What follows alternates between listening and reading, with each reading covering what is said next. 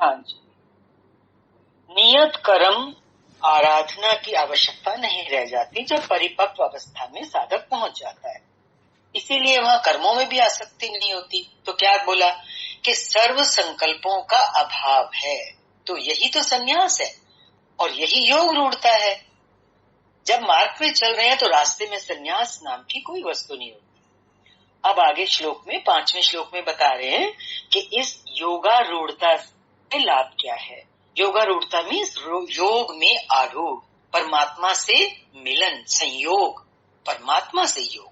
श्लोक नंबर 5, उद्धरेदात्मनात्मानं नात्मानमवसादयेत् आत्मैव ह्यात्मनो बन्धुर् आत्मैव रिपुरात्मनः।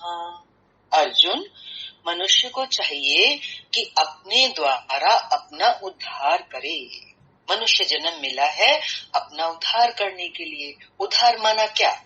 जन्म मरण का चक्कर छूटे, माना शांति में जीवन जिए, बिल्कुल निर्वासनिक होकर के, अंदर में कोई हलचल नहीं, शांत, यही है उद्धार। और अपनी आत्मा को अधोगति में ना पहुंचावे। अधोगति क्या है? निम्न योनि में जाना, पशु पक्षी कीट पतंग की योनि में जाना। तो यदि हम नियत कर्म से चूक जाते हैं, नहीं करते हैं, तो फिर हमारे को जरूरी नहीं है कि मनुष्य शरीर मिले। तो यहाँ भगवान यही कह रहे हैं कि अपना मनुष्य जो है अपना उद्धार करे, क्योंकि ये जीवात्मा स्वयं ही अपना मित्र है और यही अपना शत्रु भी है। यदि हम अपना उद्धार कर लेते हैं तो हम अपने स्वयं मित्र हैं, और यदि हम उद्धार नहीं करते, भोगों में जीवन को वेस्ट कर देते हैं, तो हम अपने शत्रु हैं। तो भगवान बता रहे हैं कब यह शत्रु होता है और कब मित्र होता है। इस पर बोल रहे हैं श्लोक नंबर 6, बन्धुरात्मात्मनस्तस्य येनात्मैवात्मना जितः अनात्मनस्तु शत्रुत्वे वर्तेतात्मैव शत्रुवत्। जिस पुरुष द्वारा मन और इंद्रियों सहित शरीर जीता हुआ है, उसके लिए उसी की आत्मा मित्र है। जिस पुरुष द्वारा मन और इंद्रियों सहित शरीर जीता हुआ है, क्या मतलब है? अपने अस्तित्व के हम स्वयं मालिक बने। ज्यादातर हम क्या देखते हैं? हमारे आसपास का वातावरण, हमारे आसपास के लोग, हमारी आसपास की परिस्थितियां, पदार्थ हमें विक्षेप देते हैं। हम हलचल में आ जाते हैं, किसी के गलत व्यवहार से भी आ जाते हैं, तो हमारा मन प्रभावित होता है। कुछ भी देखते हैं तो हमारी इंद्रियों में उसका स्पर्श जाता है, तो हम क्या हुए? इंद्रिय और मन के गुलाम हो गए। पर यहाँ क्या बता रहे हैं कि हमें जीता हुआ होना चाहिए। मन और इंद्रियों सहित शरीर हमारा जीता हुआ होना चाहिए, इसलिए कि जब हम अपने ऊपर नियंत्रण रख पाते हैं, हम जीते हुए हैं अपने ऊपर, हमने जीत पाई है, तो वही तो सुख है, वही तो खुशी है। असली जीवन की जो खुशी है वो यही है कि हम किसी के द्वारा प्रभावित ना हो। इसी का अभ्यास करना है। हमारा रिमोट किसी के हाथ में ना हो।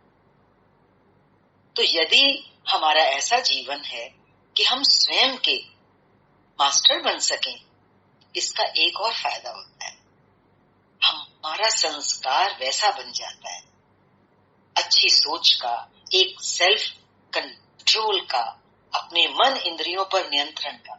ये संस्कार जब बनता है तो हमारा वर्तमान तो सुधरता ही सुधरता है। कैसे? हम प्रसन्न रहते हैं, क्योंकि हम किसी से प्रभावित नहीं हो रहे। कुछ भी आता है वो तो सीन है, आके चला जाता है। जब ये संस्कार हमारे बन जाते हैं तो हमारा जो अगला जन्म है उसमें भी हम एक शांत वृत्ति को लेके जाते हैं। तो हमारा अगला जन्म भी, कहते ना, इहलोक और परलोक दोनों सुधर जाते हैं। परलोक में हमारा अगला जन्म, अगला जीवन। और जिसके द्वारा मन और इंद्रियों सहित शरीर नहीं जीता गया है, इसका साधारण मीनिंग ही समझ ले। मन और इंद्रियों सहित शरीर का जीतना या नहीं जीतना मीन्स आत्म संयम। हम अपने पे कितना संयम रख पाते हैं।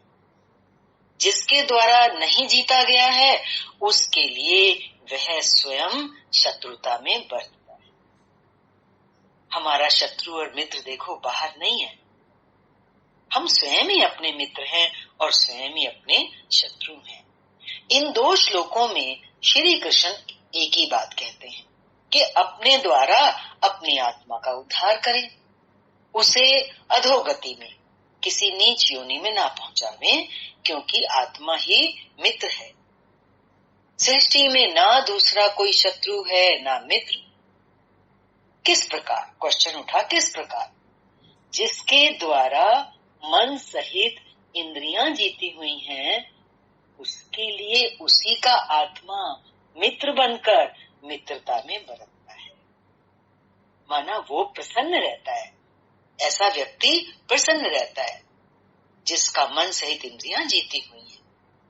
और यही स्थिति, यही जब मनुष्य अपना मित्र बनता है तो यही स्थिति परम कल्याण करने वाली होती है। और जिसके द्वारा मन सहित इंद्रियां नहीं जीती गई हैं, उसके लिए उसी का आत्मा शत्रु बनकर शत्रुता में बरतता है। हमें अपने ऊपर नियंत्रण नहीं है तो कोई भी चीज आके हमको हिला के जाती है तो हम दुखी हो जाते हैं। तो हमारे दुख का कारण हम ही तो हुए, क्योंकि हमारा स्वयं पर नियंत्रण नहीं है। हम किसी भी चीज से हिलते हैं तो हम स्वयं अपने शत्रु बनते हैं। तो यहाँ ये बात बहुत महत्वपूर्ण है कि किस तरह से हमें अपने ऊपर जीत पानी है, अपने मन पर, अपने इंद्रियों। ये अभ्यास से, ज्ञान से, सत्संग से ये स्थिति बनती है। अनंत योनियों और यातनाओं की ओर लेकर जाता है। जिसकी मन सहित इंद्रियां नहीं जीती गई हैं, उसके लिए उसी का आत्मा शत्रु बनकर शत्रुता में बरतता है और अनंत योनियों और यातनाओं की ओर लेकर जाता है। जैसे अभी बताया ना कि जैसे हमारी मनस्थिति इस जीवन में होगी वैसा हमारा संस्कार बन जाएगा। उन संस्कारों को जब हम लेके जाएंगे तो हमारा अगला जन्म कैसा होगा? यातनाओं वाला ही तो होगा, क्योंकि दुखप्रद व्यवहार की हमें आदत पड़ जाएगी।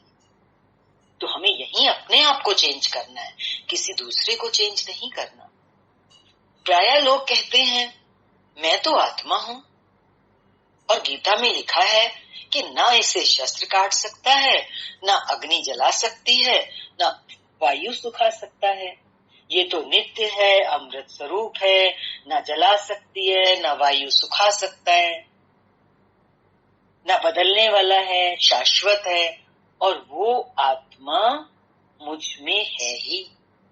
ऐसा लोग पढ़ते हैं गीता में। वे गीता की इन पंक्तियों पर ध्यान नहीं देते।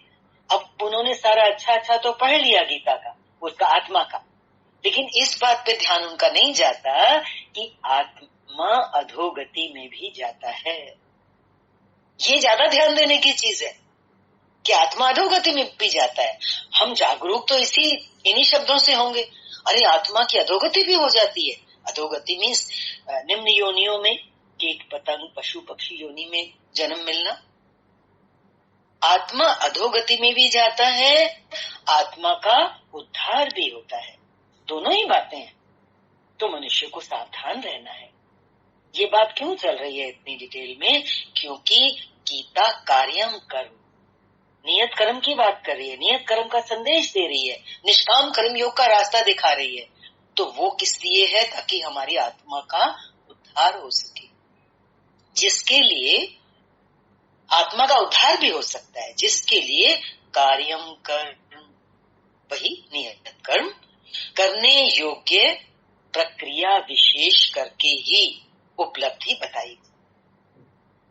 जो आत्मा के उद्धार की उपलब्धि है वो केवल और केवल उस यज्ञ की प्रक्रिया को करके ही पाई जा सकती है। अब अगले श्लोक में बता रहे हैं, अब अनुकूल आत्मा के लक्षण देखें। श्लोक नंबर 7। जितात्मनः प्रशान्तस्य परमात्मा समाहितः शीतोष्ण सुख दुःखेषु तथा मानापमानयोः। सर्दी गर्मी, सुख दुख और मान अपमान में, जिसके अंतःकरण की वृत्तियां भली प्रकार शांत हैं। देखो वही बात आ रही है ना, हमारे दिन प्रतिदिन के जीवन में जो अरस परस व्यवहार होते हैं, जो हमारी आसपास प्रकृति होती है, उसमें हम कैसे हैं? क्या हम शांत हैं? सुख दुख, मान अपमान, गर्मी सर्दी, लाभ हानि, सब में, इन द्वंद्वों में यदि हम शांत हैं, तो ऐसे स्वाधीन आत्मा वाले पुरुष में परमात्मा सदैव स्थित है, कभी विलग नहीं होता। वही तो है स्वाधीन अंतःकरण वाला व्यक्ति, और उसके साथ परमात्मा है। जो स्वाधीन आत्मा वाला है उसके साथ सदैव परमात्मा रहते हैं। जितात्मा, श्लोक शुरू हुआ ना, जितात्मनः प्रशांतस्य। जितात्मा अर्थात जिसने मन सहित इंद्रियों को जीत लिया है। मन सहित इंद्रियों को जीत लिया है, पीछे काफी चला था, मन को जीतना, इंद्रियों को जीतना। जिसकी वृत्ति परम शांति में प्रवाहित हो गई, अब कोई भी हलचल वाली वृत्ति नहीं उठती। जो वृत्ति उठती है वो शांत है, कितनी भी बड़ी बात आ जाए। यही तो साधना है, यही तो ज्ञान है। शब्दों का मात्र ज्ञान नहीं होता, इसके लिए कार्यम कर्म तो करना ही है, जिसके लिए भगवान श्री कृष्ण यहाँ हमें सावधान कर रहे हैं, बता रहे हैं। जिसने मन सहित इंद्रियों को जीत लिया है, जिसकी वृत्ति परम शांत में प्रवाहित हो गई है, यही आत्मा के उद्धार की अवस्था है। हमें पहचान बता दी भगवान ने। आत्मा का उद्धार माना क्या? यही जो अभी बताया, यही आत्मा के उद्धार की अवस्था है। आगे कहते हैं श्लोक नंबर 8।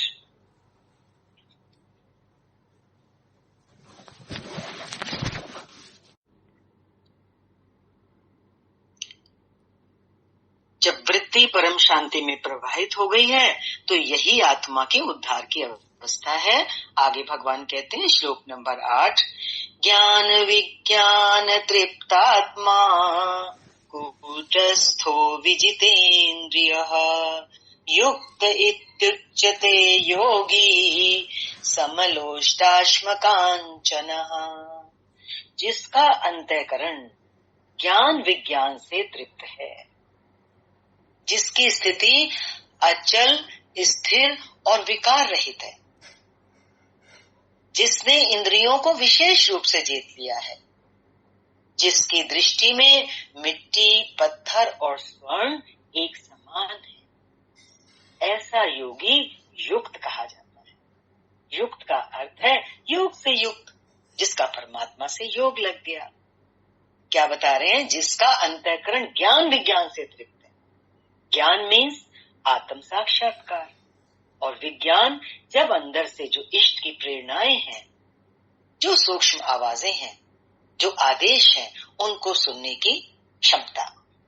जब ऐसी स्थिति बन जाती है, अचल स्थिति बन जाती है, साधक विकार रहित हो गया, जिसने इंद्रियों को विशेष रूप से जीत लिया है, और अब जब मन सहित इंद्रियां उसके वश में हैं, तो ऐसे साधक के लिए मिट्टी, पत्थर, स्वर्ण सब एक समान है, माना उसका अंतःकरण निर्वासनिक हो चुका है। ये योग की पराकाष्ठा है, जिसे योगेश्वर 5वें श्लोक में, 5वें अध्याय में श्लोक 7 से 12 तक बता आए हैं। परम तत्व परमात्मा का साक्षात्कार और उसके साथ होने वाली जानकारी ज्ञान है।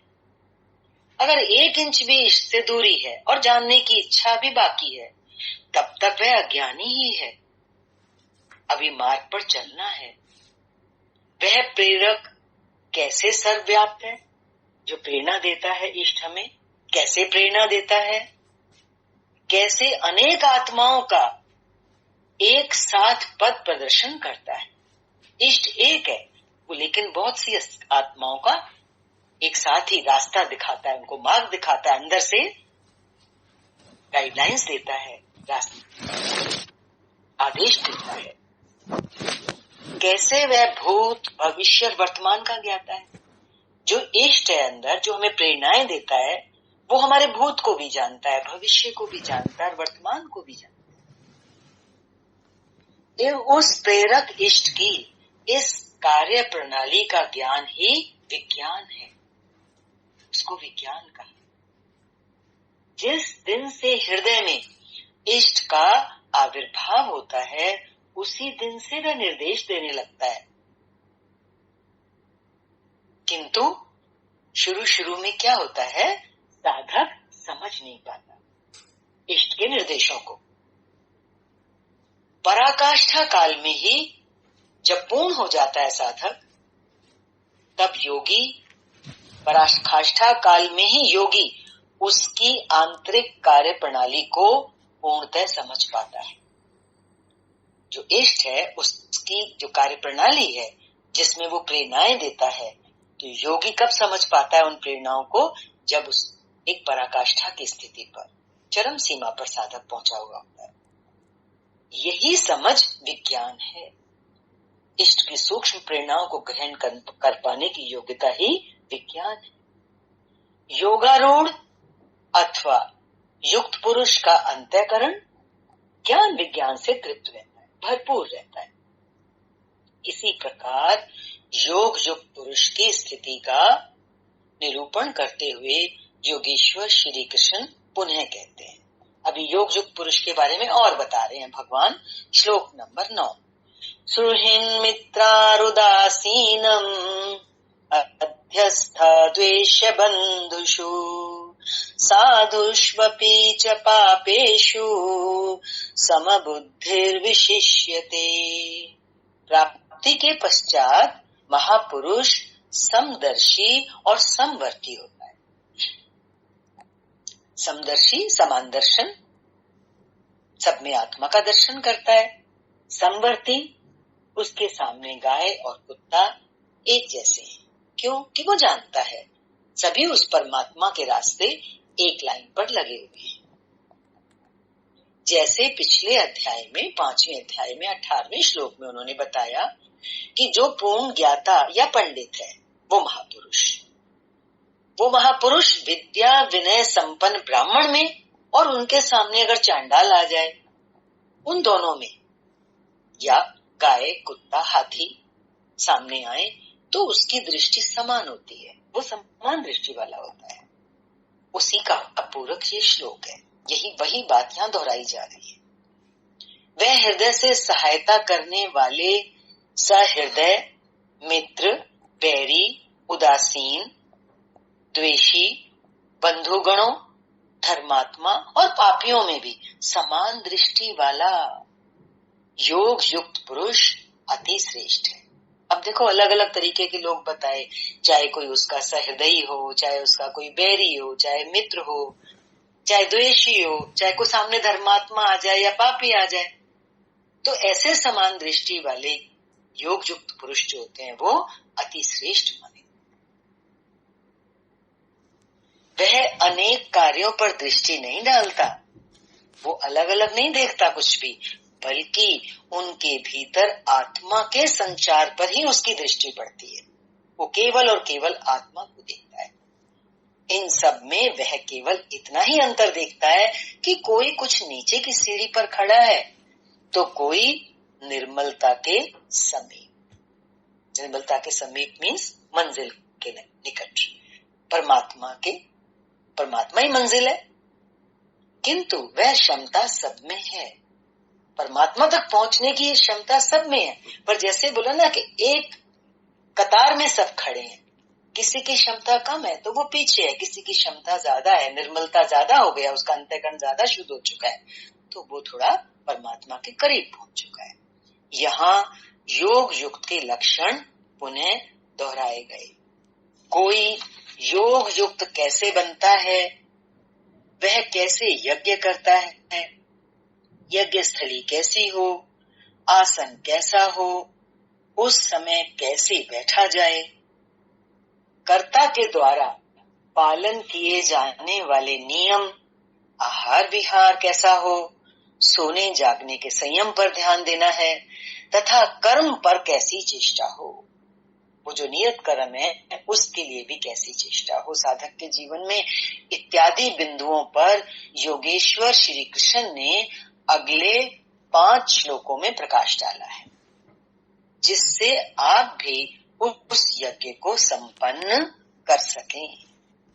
ये हमारे लिए अच्छा है, जानकारी हमें होनी ही चाहिए। अध्याय 3 में उन्होंने यज्ञ का नाम लिया और बताया कि यज्ञ की प्रक्रिया ही वह नियत कर्म है।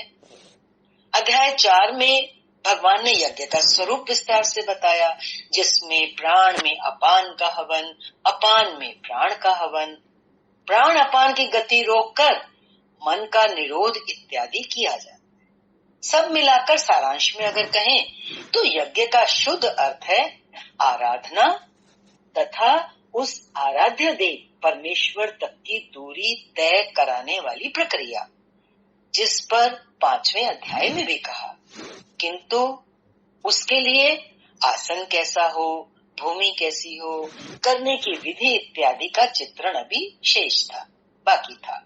उसी पर योगेश्वर श्री कृष्ण यहाँ प्रकाश डालते हैं। श्लोक नंबर 10।